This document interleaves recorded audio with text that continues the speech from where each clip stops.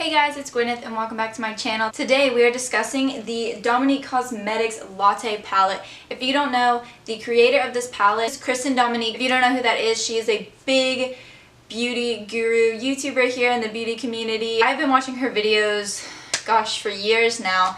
And I was so excited when she came out with this first palette to really support her channel. So many things to get into in this video, but the big things I want to touch on is two main things we are trying out. Of course, we're trying out the eyeshadow palette, which I will reveal a little bit more in the video.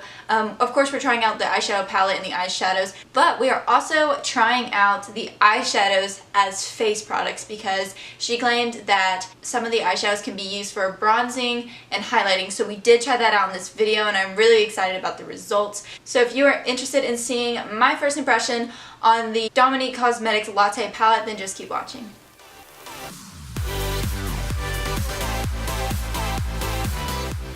Literally just got this box, ran in here and threw on the base of my makeup and was ready to film because I'm so excited. It just came in a brown box, but I thought I would show y'all kind of how the package came. And then when you open the box, it has Dominique Cosmetics across the front, and then she did insert this little card here. Thank you for supporting Dominique Cosmetics. Without you, this dream wouldn't have been possible. I can't wait for you to play with your first latte palette, and I hope you love it as much as I do.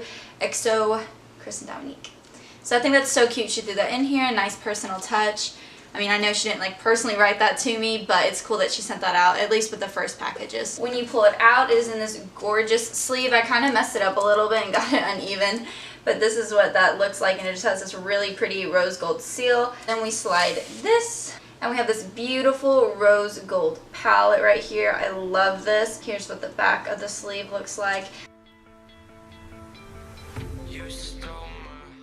Ooh, so pretty. The white part is really soft matte, and then all this gold geometric style, that's what I think of, is raised a little bit. This is what it is looking like inside. For the most part, it's so neutral, and then she adds in some fun colors, so the people that do like a little bit color, it works for them. So I really like that she did that. This palette retails for $42. 10 eyeshadows, which seems a bit pricey to some people, but I also bought the Laura Lee Cat's Pajamas palette, and I believe that was in the $40 range. I think it was exactly 40, and that was for 10 eyeshadows as well. So I think as long as their quality matches their price range, then I don't see a problem with them charging that much. So the description of this palette included 5 warm tone neutral shades. The Latte palette is designed to work for all skin tones, eye colors, and makeup artistry skills. The palette features 10 color shadows with 5 warm tone neutrals, 2 fun pops of color, and 3 foils for any day to night look. Looking at the swatches here, reading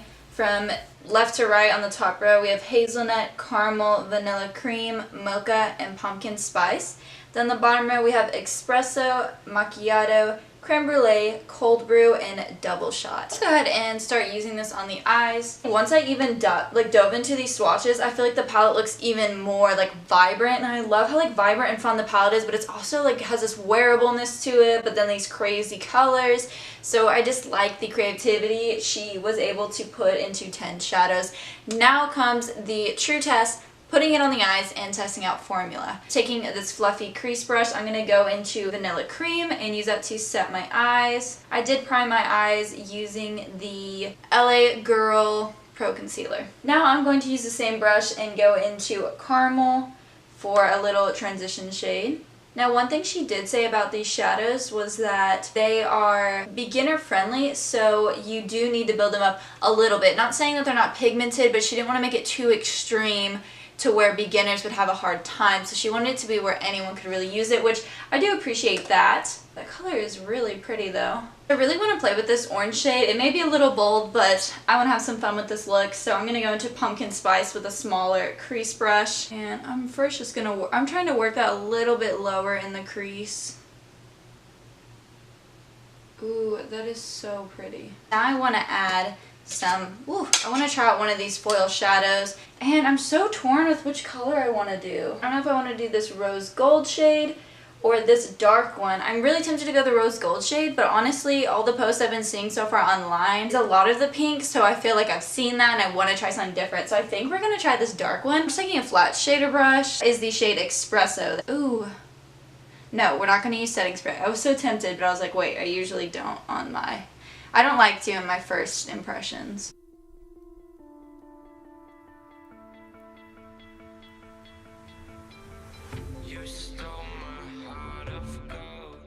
One thing that's cool that I noticed is it comes off a little bit, not necessarily sheer, but lighter, the first layer, and then when I went in with the second layer, it got a lot darker. If you can tell, this one's a bit lighter than this one, and I like that. I think it gives a little bit more dimension to the shadows. It gives a little more creativity with the shadows. If you only want a little bit, you get that light, nice wash. It's not too overpowering, and if you really want to build it up, you get a little bit darker, like sexy smokiness to it. So I really like the flexibility those shadows have. Wow, the blendability on these are really nice. So now I want to deepen out the outer corner a little bit, so I'm going to take the shade Mocha and just work that in my outer crease.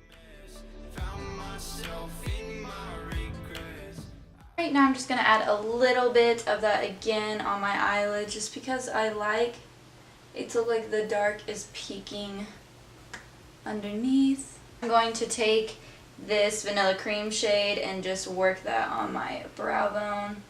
I'm going to take this caramel shade and run that on the lower lash line. I love having these orangish shades on the lower lash line because I feel like the warmth of it really makes green eyes pop. I'm going to take hazelnut because it's a warmer color but it's not as dark. And we're going to run that in the outer. And then just a tad bit of Mocha in the outer corner. Alright, now I'm going to put on some winged eyeliner and some mascara, and then we're going to be back to test some of this out on the face. Alright guys, so now I'm done with the eyes. This is the final look. All the products I'm wearing today will be in the description box below, by the way, if you're curious. But now I want to try out using this as bronzer and highlight, because in her video, which I will leave that linked in the description box as well if you want to check it out, as well as her channel if you aren't subscribed to her. In her video, she showed it using the brown as a bronzer and then using this, I believe it was macchiato, as a highlight. I mean, in general, depending on your skin pigmentation, you could honestly get away with these even darker ones as highlight. And another cool thing is if you do have a darker skin tone, Mocha could also be used as a contour or bronzing for you. But today I'm going to be trying hazelnut. I have kind of a big brush for this.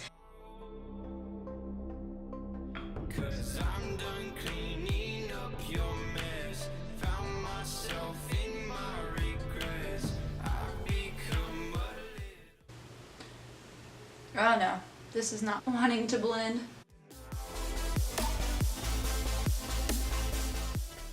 Okay, so I went in a little too heavy with that bronzer, but just to fix it up, I took my powder brush I had used earlier today and just blended that out, and it made it a lot softer.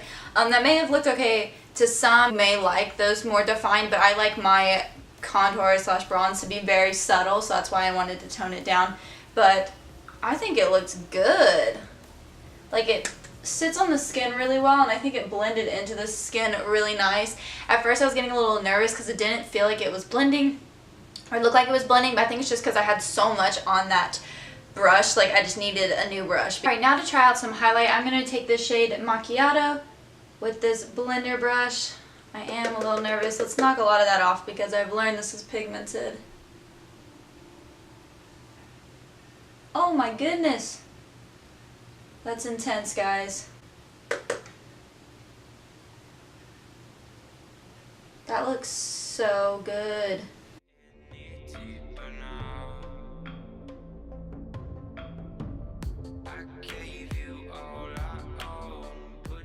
Alright guys, so that is it for this look. I honestly really like it. I think it is so bold. I think there's so much personally I can do with this palette that will suit me and my wants, but I can also see how the exact same shadow I use can be manipulated in a more creative way or more basic way, however someone wants to wear this. I honestly think Kristen hit it out of the park with this. I love how just flexible all these shadows are. I thought the blendability was nice. I thought they layered on each other nice. And so I'm really loving the formula. As for the color selection she picked, I am surprised how good of a color selection she did with just 10 shades. Because if you think about it, 10 shades is not that much, but looking at this, there's so many looks I feel like I could do, and that is one of the big things with me. I have to be able to look at a palette and think of multiple eye looks I could do, and just I like palettes that make me feel creative. Sometimes I look at a palette and I'm just like, I don't really know what I would do with that, or okay, I could do this one look, but I don't really know what else I would do. Honestly, I can look at this palette and think of like 6 or 7 different eye looks I want to do, and to me that is a score. I also like how much product she actually gives you in the palette. I don't feel like I'm getting ripped off or anything, and like I said, I find the palette super useful, so because of that, that's another reason why I think it's worth the money.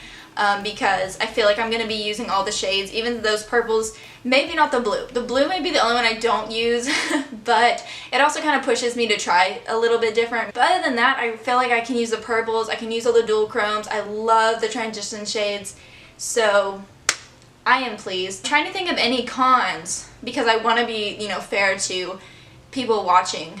Cons.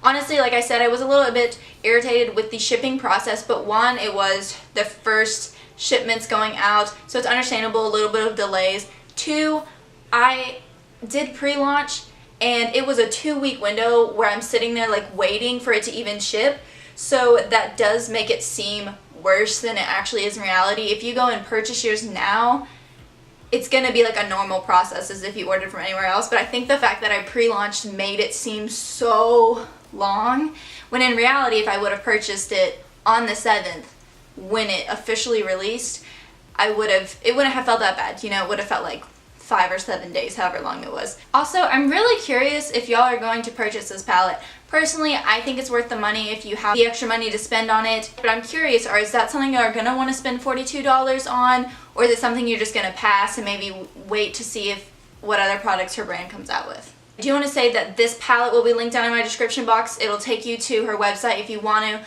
check out the palette and purchase it. If y'all want to keep up with me outside of YouTube, I will link my social media accounts down in the description box below. And I think that is it for this video. I hope you guys like, comment, and subscribe down below, and I will see you in my next video. Bye! You stole